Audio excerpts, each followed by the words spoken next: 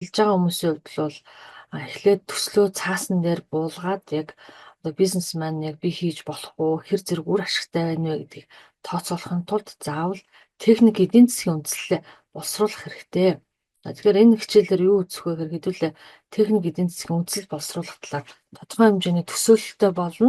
За тэгэхээр үүний тулд техник эдийн засгийн үндслэлийг одоо боловсруулах ямар ач холбогдолтой юм, агуулга нь ямар байдгийг, за агуулга тус бүр ямар ойлголт байх юм тийм ээ. За ингээд тэзүг боловсруулахад бас мэдээллийг хаанаас олох вэ гэдэг тухай үзнэ.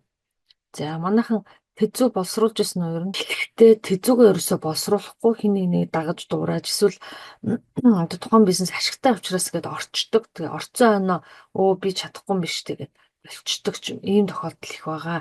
Тийм учраас одоо хэрвээ та аль нэгэн бизнест орох гэж байгаа бол одоо тэзүгээ боловсруулахад одоо энэ бизнес эхлэх үгүй шийдвэр гаргахад хэрэгтэй байх нь за мөн эхлэхээр шийдсэн тохиолдолд тухайн ажлыг хамгийн дээд зэргээр хийж гүйцэтгэх амжилттай хэрэгжүүлэхэд за энэ бол маш чухал тийм ээ. Одоо бизнесээ эхлэхдээ за эхэлчүүл болчих юм чинь гэсэн ийм ойлголтоор хүмүүс их бизнесээ хийдэг л дээ. За дараа нь шаардлагатай хөрөнгө тусалцаа авахын тулд тий одоо бусад танилцуулж ихтгэл олох энэ тулд одоо бизнес төлөвлөгөө бичдэг. Одоо энэ жидүүгийн төсөлж адилхан, жайкач адилхан хамгийн эхлээд ерөнхий хэсгийг чи хардаг. За хэн гэдэг хүн, хаана үйл ажиллагаа явуулах гэж байгаа, хичнээн төгрөгийн зээл авах гэж байгаа, өөрөөсөө хэдэн хувийг гаргах гэж байгаа, юу үйлдвэрлэх гэж байгаа юм тийм ээ. За энэ төсөл хэрэгжснээр хэдэн хүн ажлын байраар хангагдах юм. Гэт ерөнхий мэдээллээс бараг нэг эхний хуудаснаас л одоо тухайн төслийн бүх агуулгыг бол харцдаг. Тийм учраас эхний одоо ерөнхий хэсгээ бол айгүй сайн бүглэх хэрэгтэй. Энэ дээр бол төслийн зорилго нь тодорхой, зорилт нь тодорхой, үр дүн нь тодорхой. Тэгэхээр энийг бүглэх хэрэгтэй гэсэн. За дараагийн зүйл бол бизнес санаа байгаа. Тэгэхээр одоо нэг бизнес санаагаа яаж төрсөн түүхээ энэ дээр бас тайлбарлана. Ер нь бол би энэ бизнесийг ээж аавтайгаа хамтраад хийгээд одоо өв залгамжилж байгаа юм уу? Эсвэл одоо энэ чиглэлийн мэрэгчлээ юм уу ч гэдэг юм уу те. Энэ бизнес санаа төрсөн түүхээ бол сайн бичнэ гэсэн. Бүр яг ингээ уг сурвалжаас нь хөөх юм бол баг яг нэг мэрэгжил сонголт буюу одоо 8 9-р ангид хүүхэд нөө шийдвэр гаргадаг шүү дээ. Аль хичээлээ үзэх үү. Тэр үедээ баг бизнесийнхаа одоо насан туршдаа юу их вэ гэдэг санаагаа сонгочвол цаг хугацаа алдахгүй байх шиг байна. Тэгэхээр бид нар ч гэсэн өөр дээрээ төдийгүй үр хүүхэд дээрээ энэ одоо хүүхэд маань яг юу хийх вэ гэдэг санааг нь эртнээс нь сонгоход бас туславал зүгээрээ. Бол бүх төлөвлөгөөний ингээ одоо бүтцээр нь харах юм бол ер нь 20% эзэлдэг боловч яг бизнест бол нийт орлогын бараг 80% бүрдүүлдэг гэж ярьдаг. Тэгэхээр яалтчгүй маркетинг төлөвлөгөө хийхэд бол бид суралцах хэрэгтэй. За суралцахгүйгээр бид нар маркетинг хийж чадахгүй шүү дээ тийм ээ. Тэгэхээр маркетинг гэдэг дээр юу ойлгох вэ гэхээр нэг дөрвөн P-чин л ярьж бүтээгдэхүүн, үнэ, идэвхжүүлэлт, хуваарлалт. Тэгэхээр бид нар одоо бизнес санаагаа сонгоцсон бол яг ямар бизнес санааг тийм ээ хэрэглэгчээ яг ямар хэрэгцээг хангах гэдэг.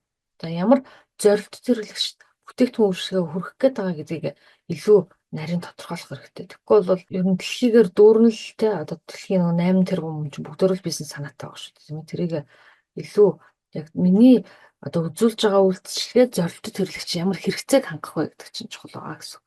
За дараа нь бол бизнес эрхлэх хуулийн хэлбэр байгаа.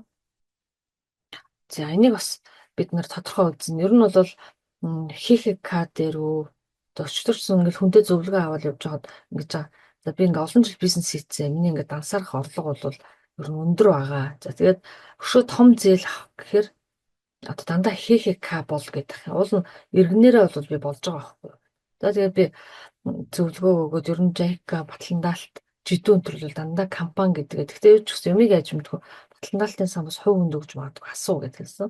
Тэгсэн чинь нэр өнөхөр JICA жидүү бол компанид өгнө гэж байна. Батландаалт бол хувь хүнд өгч болох юм шиг байна гэж хэлсэн. Тэгээд ер нь бол JICA-д орё гэвэл ядаж компани байгуулчаад 1 сарын дараа хүсэлт гаргавал ингээд том зээлүүд ч орж ирнэ гэж.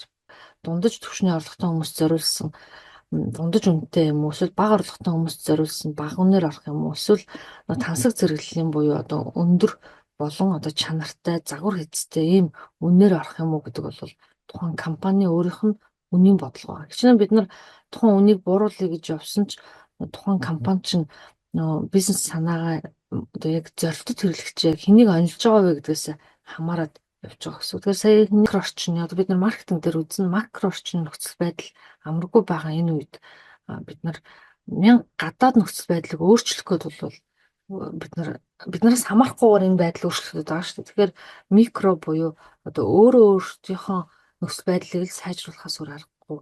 Эсвэл бас л сүлжээ шиг хувилагдаж штэ тийм ээ. Нэг CEO орж ирэл тэрийг хувилал өөр дүүрэгт өөр аймагт гэл.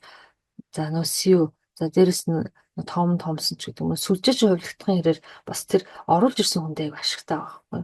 Тэгэхээр яг тэр бизнесүүдтэй бид нар өрсөлдөнө гэдэг бол аюу сайн л байхгүй бол болохгүй. Нөгөө нэг том сүлжээний бизнесийг хийсэн гэж байгаа шүү дээ. Нэг бол чи манайд ажилд ор, нэг бол одоо дампуур. Одоо нөгөө том сүлжээ франчайз бизнесүүд хаасаагүй л ингээл одоо жижиг бизнесүүдийг залгиж байгаа. Тэгэхээр нөгөө жижиг бизнесүүд аюул сайн л өрсөлдөх чадвартай байж тасралтгүй хөгжихгүй бол нэг мэтгэд таны бизнесийн орлого буурсан. Тэгээ буурна тэр бол нөгөө гинт нэг өдөр буурчихгүй шүү дээ. Бууран буурсаар аваад сүлдээ зардлаа нөхөхгүй болоод тэр хүн бол бид нар шууд зэрэг олон юм барьж авах боломжгүй шүү дээ. Тэгэхээр хамгийн чухал миний чаддаг, миний дуртай тэгээ тэрүүгээр одоо мэдээж хүн болгонд л нөгөө санхүү бас чухал юм чи олох боломжтой нэг зүйлээ л барьж байгаа. Тэрийг гайг болсон үед дараагийнх руугаа оруул зүгээр. Тэгэхгүй бол зэрэг олон юм гэхээр бас амаргүй.